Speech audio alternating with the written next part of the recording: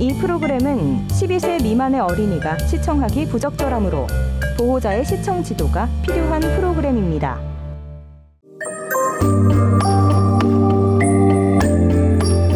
조선시대 충주목의 관아가 남아있는 충주시 성내동의 관아공원. 충청 가명문이라는 현판을 가진 충주 관아의 정문을 오른쪽으로 돌아 정겨운 돌단길을 따라가면 아담한 소슬대문 하나가 방문객을 맞이합니다. 그리고 작은 소슬대문에 걸린 예성별관이라는 현판. 이게 꽃술 예자예요. 이거 충주의 읍성이 원래 그 꽃술처럼 아주 아름다웠다라고 얘기를 해서 꽃술 예자를 붙였다고 하는데, 이게 예성하고 얘기하는 것이 저는 그런 의미로 해석을 하질 않고, 충주라고 하는 고을이 충자를 파자를 하면 가운데 중자 밑에 심자 들어가잖아요. 충자가. 이게 중심고을이라고 하는 얘기거든요. 근데 중심고을이라고 하는 얘기에 또 다른 충주란 의미가 중심 고을을 말하는데 예성의 예자 역시 중심이란 의미를 가진다고 합니다. 그래서 예성이란 충주와 마찬가지로 중심이 되는 고을이라는 뜻. 이는 충주가 그 당시 나라의 중심지였고 나라의 중심이란 여러 가지로 주요 역할을 했을 것이라는 상상을 해봅니다. 여기가 대무 건물인데 참 예쁘거든요.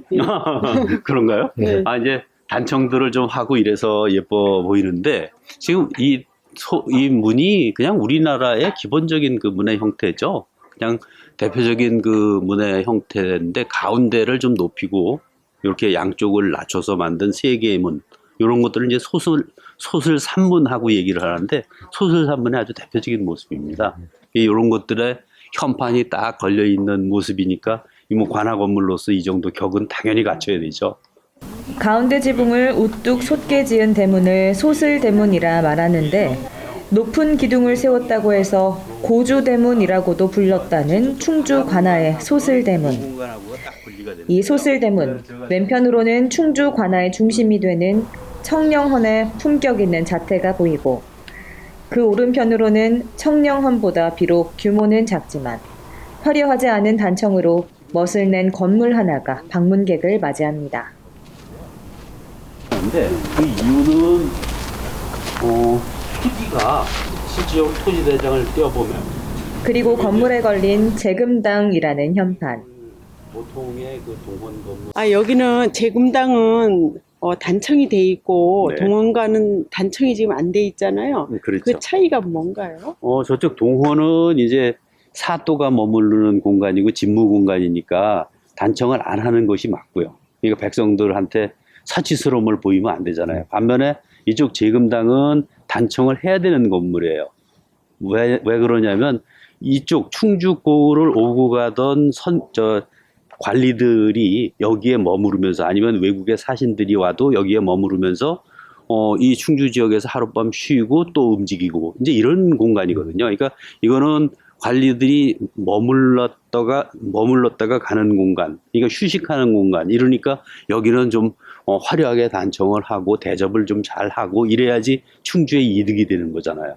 이제 이런 모습의 공간이 바로 재금당이다, 이렇게 보시면 되죠. 재금당은 관아의 주요 건물로 귀빈들을 맞이하던 영빈관으로 사용했던 건물인데, 재금당 역시 청령헌과 함께 불에 타버린 것을 1870년 청령헌을 중건할 당시 함께 지은 건물입니다. 저쪽 그 청령헌 공간은 공립, 그러니까 저 공유지의 땅이고, 요쪽 공간은 재금당 공간은 이건 국유지예요. 그래서 실질적으로 국가의 그 관리들은 여기 와서 머물렀다가 그 아래로 내려가고, 아니면 앞면 7칸, 옆면 3칸 규모며 지붕은 옆면에서 볼 때 8, 8자 모양인 팔짝지붕 집 형태인 재금당.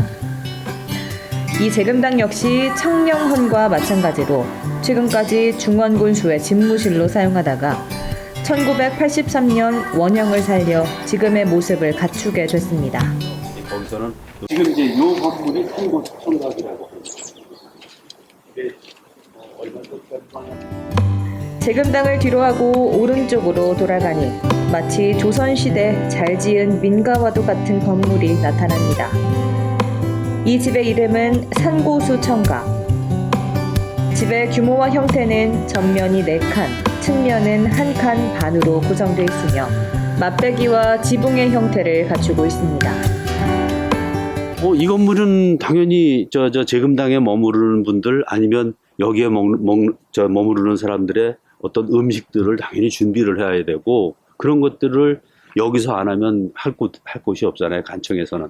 그러니까 이제 여기엔 당연히 부엌이 있어서 그런 준비들을 제반 준비들을 다 할 수 있는 이런 모습들이 돼야죠.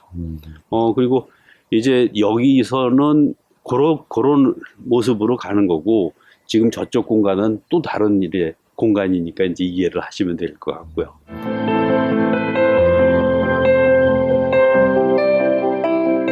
충주 관아의 동헌인 청령헌은 충주의 진산인 대림산을 향해 남서향을 하고 있는데 단청을 하지 않은 모습에서 더욱 품위가 느껴지고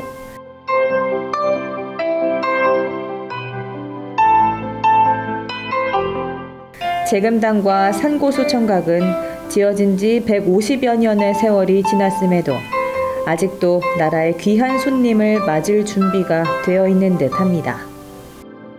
충주 같은 경우는 이제 지정학적으로 여기가 중심에 속하고 그리고 영남 대로상에 있거든요. 그래서 서울에서부터 하삼도로다가 파견되는 많은 관리들이 충주를 통해서 움직이고 그다음에 저 아래쪽에 있던 사람들이 서울 갈 때 다 이쪽을 경유해서 가기도 하고요. 특히 이제 일본 사신들이 조선통신사들이 일본 갈 때나 일본 사신들이 우리나라에 서울다 들어올 때 충주를 거쳐 들어가거든요. 근데 그러다 보니까 충주는 많은 사람들이 교류하던 이런 곳이 됐고 그래서 실은 충주 밑에 그 세제가 있잖아요.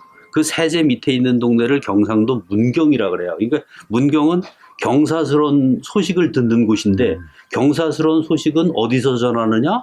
이쪽에서 전하는 거죠. 이쪽에서 경사스러운 소식을 들으면 그것이 문경을 통해서 경상도 일대로 다 퍼져나가는 거거든요. 이제 그런 곳이다라고 보면 딱 맞아요. 지금은 볼 수 없지만 원래 충주 읍성에는 중앙관리가 내려오면 숙소로 사용하던 객사 건물과 경찰 임무를 담당하던 경무청 등 10여 채가 넘는 건물들이 있었다고 합니다. 읍성, 외성 이런 것들이 다 존재했던 공간인데 그런 것들이 일제강점기를 거치면서 많이 깨지고 파괴됐어요. 그리고 새로 도심들이 형성이 되면서 이 관아의 공간들이 다 축소가 되고 하는 이런 모습들을 보는데 실은 안타깝죠. 이것이 옛날 모습대로 그대로 남아 있었으면 이 지역이 얼마나 지금 풍요로울까 싶거든요. 그리고 뭐 여러 가지 답답한 점은 많은데 이제 그런 부분들이 지금부터라도 실은 옛 것을 새롭게 복원을 하자라고 하는, 그러니까 옛날 모습 그대로 해서 전부 다 복원하자 이런 얘기가 아니라 기본적으로 현대 사람들이 그 옛날 이런 것이 있었다라고 하는 것을 좀 알 수 있게 하는 정도만이라도 이렇게 복원을 해서 여기에 대한 얘기들을 설명해주고 이렇게 할 수 있는 공간이 됐으면 하는 거죠.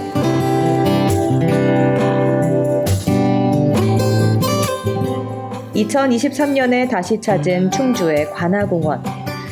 비록 세월과 함께 그 옛날 모습 모두를 볼 수는 없지만 그래도 관아공원은 곳곳에 자리한 로거수와 함께 고색창연한 관아 건물이 어우러져 멋스런 옛 정취를 풍기고 있습니다.